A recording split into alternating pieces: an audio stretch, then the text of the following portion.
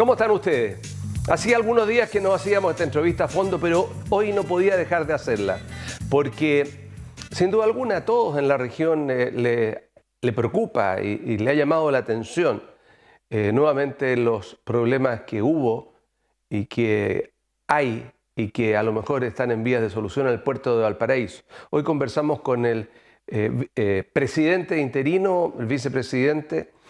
Tengo el gusto de estar con don Raimundo Cruzat. Raimundo, ¿cómo está usted? Buenos días, buenas tardes, buenas noches, porque esto se ve a diferentes horas. Muchas gracias, Rodrigo, por la invitación. Muy bien. ¿Fue una sorpresa para usted que en un momento de vicepresidente le dijeran se va a Raúl Celis y usted asume como interino?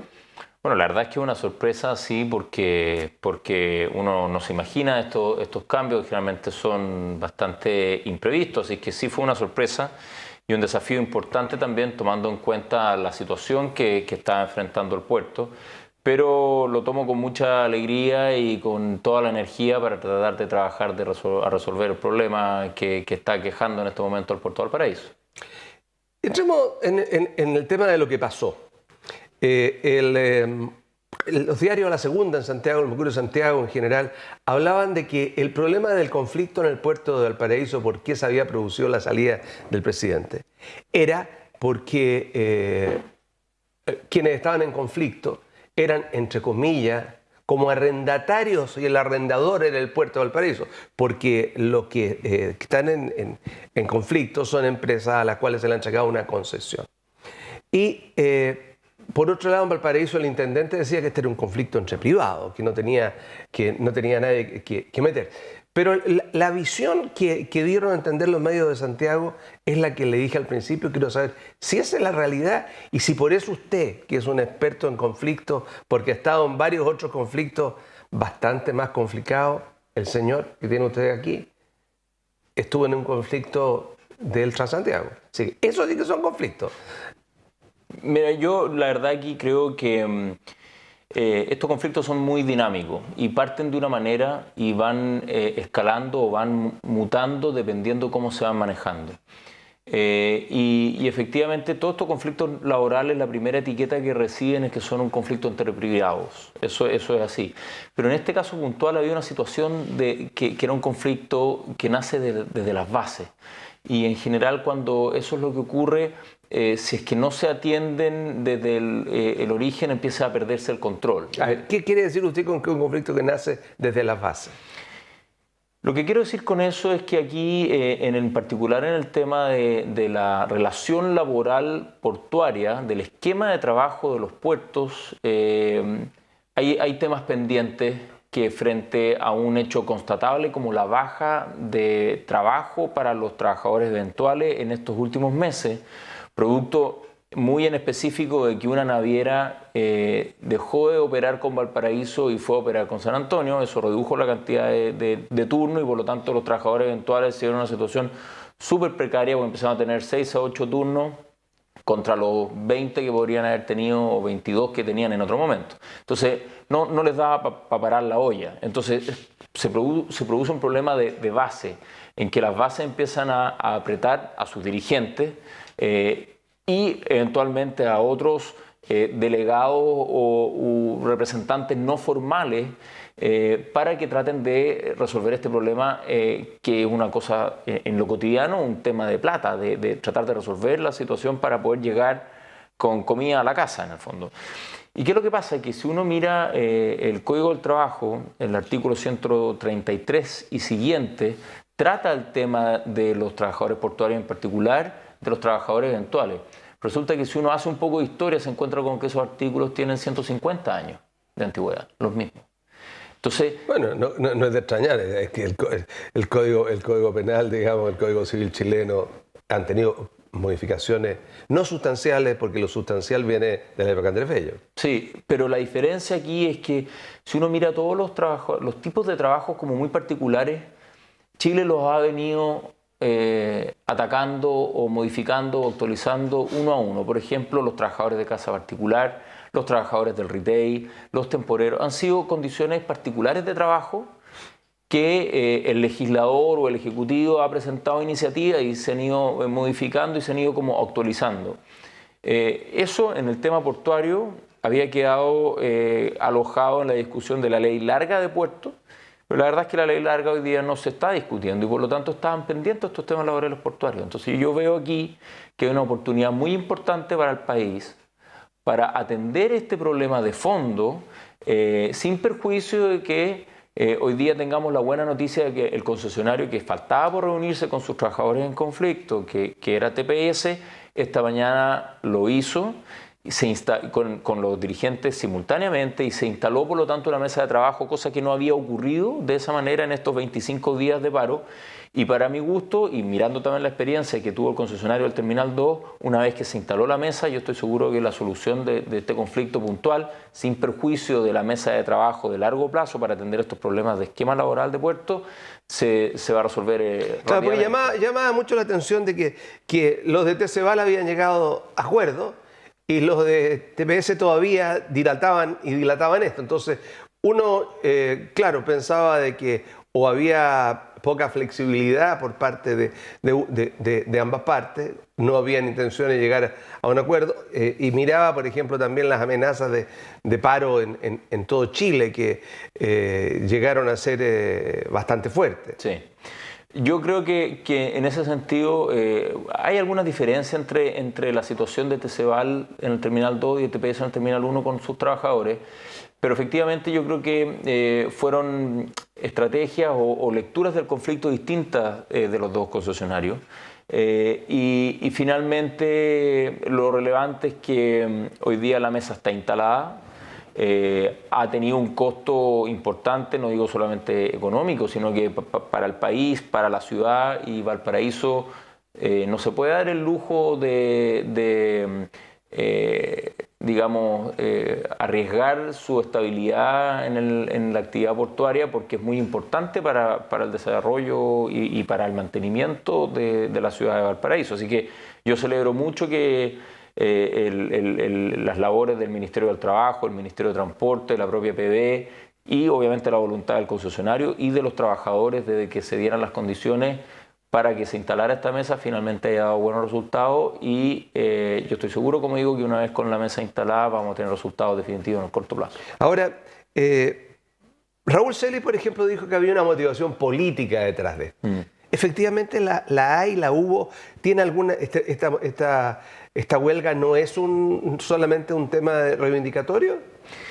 Yo de verdad creo que puede haber un tema político detrás, pero también hay un hecho concreto y constatable que es que los trabajadores portuarios eventuales estaban con menos trabajo en Valparaíso, por un lado, y por otro lado, creo que el esquema laboral que existe en los puertos, y no solo en este, no tiene que ir con este concesionario, sino que en general el del trabajador portuario tiene que modernizarse. Esas cosas son objetivas y constatables.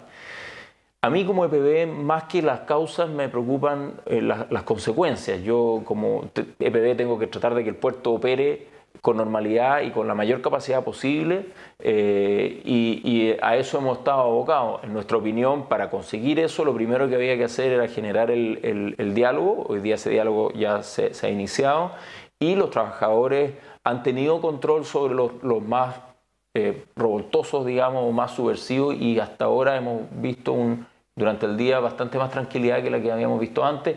Los trabajadores que sí están laborando en el puerto, es decir, que no están movilizados, hoy día, después de 20 y tantos días, han podido entrar por sus propios medios al puerto a trabajar sin resguardo policial y eso dio las condiciones para que el concesionario estuviera dispuesto a juntarse a conversar con los movilizados para trabajar en una mesa que resuelva los problemas. Ahora, desde el punto de vista económico, este paro, la empresa estatal Puerto Valparaíso, ¿cuáles son las pérdidas reales derivadas de este paro? La verdad es que no es tan fácil estimar eso porque la forma en que uno debe calcular eso se compara con la programación portuaria y la verdad es que hoy día no es que el concesionario TPS esté rechazando naves, no ha rechazado naves. Ha habido líneas que han decidido por la contingencia eventualmente recalar en otros puertos, pero la situación de no operación del puerto fue muy breve. y eso no alcanzó a producir un perjuicio fiscal muy grande en el fondo. Y después está operando el puerto. ¿Y la paralización de los puertos? ¿No hubo paralización en otros puertos tampoco? No, hubo paralizaciones momentáneas de un par de horas como señal de apoyo a los trabajadores de Valparaíso frente a esta, como interpretaban, intransigencia al concesionario juntarse a conversar. Eso hoy día está derribado y eso hay que... ¿Y qué explicación le dio el concesionario a ustedes por qué no se juntaba a conversar? A ver, yo creo que hay una cuestión bastante particular del concesionario de cómo se relaciona con sus trabajadores. También hay ciertos temas sindicales en el fondo, de que, siendo bien específico, una asamblea votó una serie de delegados, pero que fueron los más activos al principio del conflicto, no así los dirigentes sindicales formales. Y por lo tanto el concesionario decía, a mí me corresponde reunirme con los dirigentes sindicales formales y correctamente electos. Y los que originalmente fueron más activos en el conflicto no tenían esa condición. Pero como es de esperar en estos conflictos, que como yo decía en un principio, parten de las bases, los dirigentes tradicionales, por así decirlo, formalmente electos, empezaron a alinearse con la solicitud de las bases. Y el problema entonces de TPS para reunirse con ellos dejó de ser un tema formal de con quién me converso y quién es mi interlocutor, eso se empezó a resolver, pero sí había ciertas condiciones de seguridad que no se estaban cumpliendo y que a mí me parece que eran garantías que estaba bien exigir. Ahora, se podría haber dado una señal distinta, yo creo que esta reunión se podría haber dado mucho antes de lo que se dio, pero también hay que reconocer que durante un buen tiempo los accesos a los terminales está bastante complejo. Después entró la fuerza pública, como tiene que ser, y Interior a través de la Intendencia generó las condiciones para que el puerto pudiera operar.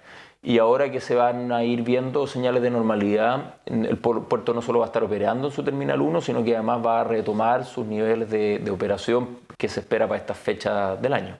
Ahora, desde el punto de vista de que quienes están paralizados son trabajadores o quienes produciendo el conflicto son trabajadores eventuales, es decir, son trabajadores que no están en la estructura formal de una empresa, sino que se contratan para faenas que se pueden producir o no se pueden producir. Y de acuerdo a lo que ellos mismos han dado a conocer, ellos querían que se les reconociera en forma permanente a su estructura. ¿Esto va a ser así? ¿Cómo avanza aquello? A ver, cada concesionario es libre de estructurar su carga o su esquema laboral de acuerdo a la normativa vigente. A grandes rasgos, TPS en el puerto de Valparaíso tiene una proporción aproximadamente el 80% variable y un 20% fijo. ¿Ya? Si uno mira puertos como San Antonio, la proporción puede ser al revés incluso, es decir, 80% fijo, 20% variable. Esa es una decisión del concesionario. Pero también es cierto que un concesionario que toma esa decisión corre de alguna forma un riesgo mayor, porque en este momento el riesgo puede haber estado vinculado a una manifestación, a una paralización o un bloqueo, pero en otras condiciones puede ser que simplemente, por ejemplo, no encuentre trabajadores. Supongamos que a la región de Valparaíso o a la ciudad de Valparaíso estuviera bullante y con una actividad económica enorme. Quizá al eventual le conviene estar haciendo otra cosa y el concesionario lo llama y el eventual dice, no, gracias, no estoy disponible, me dedico a esta otra cosa que gano más plata. Entonces, Pero eso con todo respeto, en Valparaíso de acuerdo, no es así. Usted se ha juntado con el alcalde Char, me imagino con el intendente. La situación en Valparaíso es una situación dramática. La última encuesta establece que la peor calidad de vida de las 38 comunas de la quinta región es la comuna de Valparaíso. Sí, no, a lo que yo me refiero es que si ese fuera el caso, es riesgoso para el concesionario tener una carga tan variable. A futuro, claro, en la época de bonanza, indudablemente, depender del 80% de trabajadores externos, como ha pasado o pasaba en ciertas faenas agrícolas, que se empezaron a migrar a la ciudad y que ahí les han caído como anillo al dedo, digamos, los migrantes, digamos, que uno va a cualquier lado, a Petorca, a La Ligua, Limache, Olmué, está lleno de haitianos, ha cambiado el color de los trabajadores, digamos. Claro, entonces ese esquema tan variable tiene estos riesgos de poder conseguir los portuarios eventuales. Pero por otro lado, también hay un tema más de fondo y yo creo que el concesionario puede estar abierto a estudiar un esquema laboral distinto, pero es una decisión que es legítimamente suya. ¿En qué afecta a ustedes que entregan la concesión, la relación con su concesionario, el hecho de este tipo de conflicto? Del hecho, por ejemplo, de que directa o indirectamente, aunque no estén relacionados del todo, sí, para la percepción ciudadana y mundial, esto se suma al hecho de que los cruceros se van a San Antonio, de que los cruceros no vienen al Paraíso, y indudablemente es un tema que les cae como una piedra en la cabeza a ustedes como directorio. Sí, a ver, es un tema muy importante porque al final no hay que olvidarse que lo que regula la relación entre el concesionario y en este caso el mandante o EPB es un contrato de concesión. Los contratos de concesión tratan de ponerse en la mayor cantidad de lugares posibles, ¿no es cierto? Pero son contratos de largo aliento, muy complejos y que muy difícilmente van a poder prever todas las cosas que puedan pasar en un periodo de 20, 30 años como son estos contratos. Lo que sí es importante es que ambas partes, es decir, EPB y el concesionario, están velando porque el contrato se cumpla.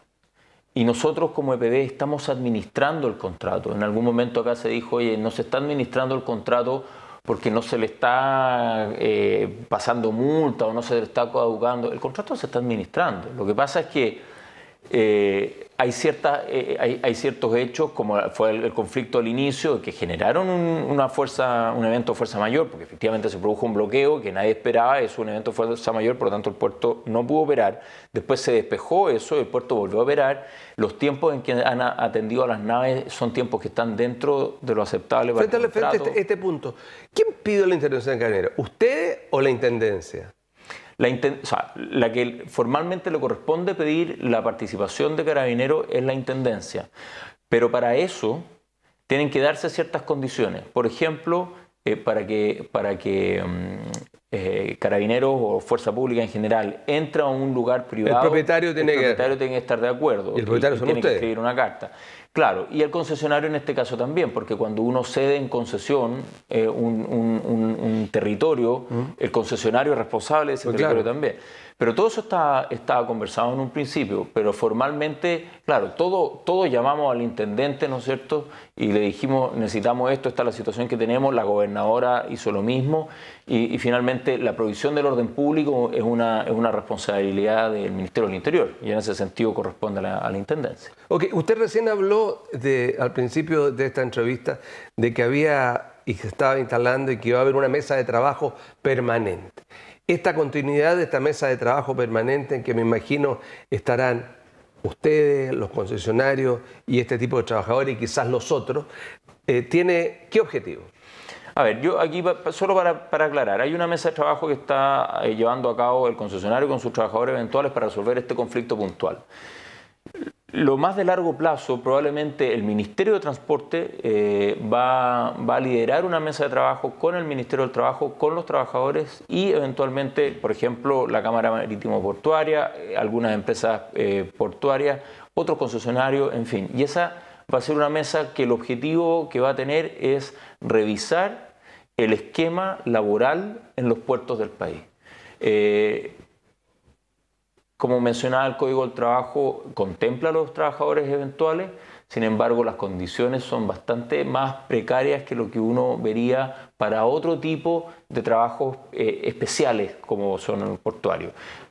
Como decía en un principio, los trabajadores de casa particular tienen un tratamiento especial, los trabajadores del retail tienen un tratamiento especial y cómo deben calcularse sus comisiones y los días libres y los 7 domingos al mes, y todo eso fue diseñado pensando en cada una de esas condiciones particulares de trabajo. El objetivo de esa mesa es revisar el esquema laboral portuario de manera de ayudar a resolver estos problemas más de base. Ok, nos deben quedar no más de 5 minutos. Usted en este nuevo papel, ¿cuál es su opinión o cómo se proyecta la empresa frente al futuro del Terminal 2 que ya tiene resolución de calificación ambiental?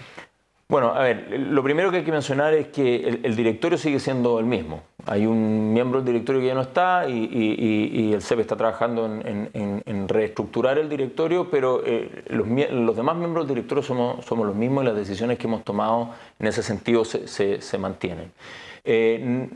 Dicho eso, a nosotros nos interesa que el Terminal 2 funcione y vea la luz. Personalmente yo, además de ingeniero, soy urbanista, por lo tanto me preocupaba bastante que el proyecto Terminal 2 conversara con la ciudad. Yo soy un convencido, y esto lo digo a título personal, que el desarrollo de Valparaíso está muy vinculado al puerto, pero a su vez el desarrollo portuario tiene que incorporar a la ciudad.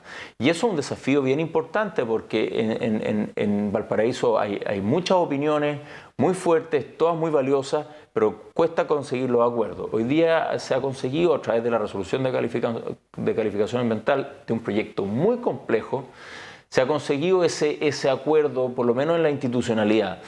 Y hasta ahora, y reconociendo que existen los canales para eso, hasta ahora no está judicializado el Terminal 2, está siguiendo su carril normal y nosotros de verdad esperamos que se haga porque contrario a lo que la gente cree es un proyecto que va a ayudar a la ciudad y además que conversa muy bien con el proyecto del presidente Piñera en el borde costero del sector Barón, o sea, el paseo del mar con un muelle exclusivo de pasajeros, con el Terminal 2 puede funcionar perfectamente.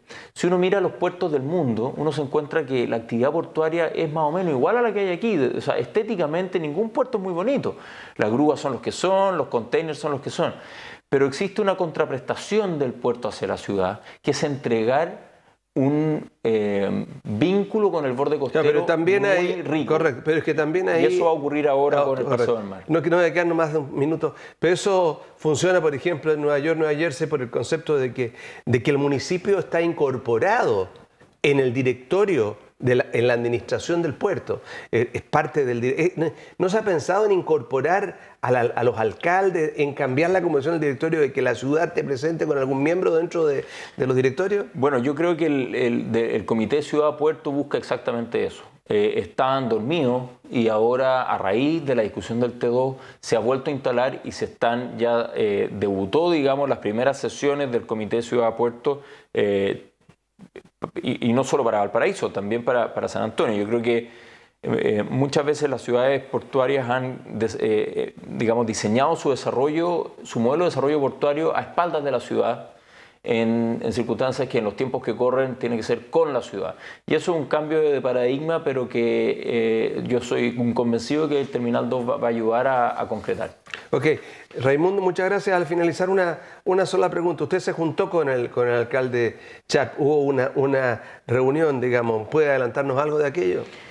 Sí, bueno, lo primero es que yo agradezco el gesto de que el alcalde me haya convidado a su casa a pocos días de haber asumido este interinato. Él fue muy cordial, tuvimos una conversación muy interesante sobre este tipo de temas, precisamente de cómo el desarrollo portuario se realiza con la ciudad y de la coincidencia de ambos en impulsar el Paseo del Mar, este proyecto del presidente Piñera, y la verdad es que fue una reunión muy agradable, en temas muy concretos, y estoy seguro de que nos vamos a reunir luego para poder trabajar en cosas aún más específicas, dado que teníamos este conflicto portuario ahí y que obviamente nos robó parte importante de la agenda. Muchas gracias. Gracias a ustedes por la invitación. Bueno, y él es Raimundo Cruzate, el presidente interino de EPB, la empresa Puerto Valparaíso, que ha logrado armonizar el segundo conflicto que había entre sus dos concesionarios. El primero estaba solucionado, el segundo ya también. Ojalá de que haya armonía, porque la relación de los puertos es vital para el desarrollo de las ciudades. Que estén ustedes muy bien.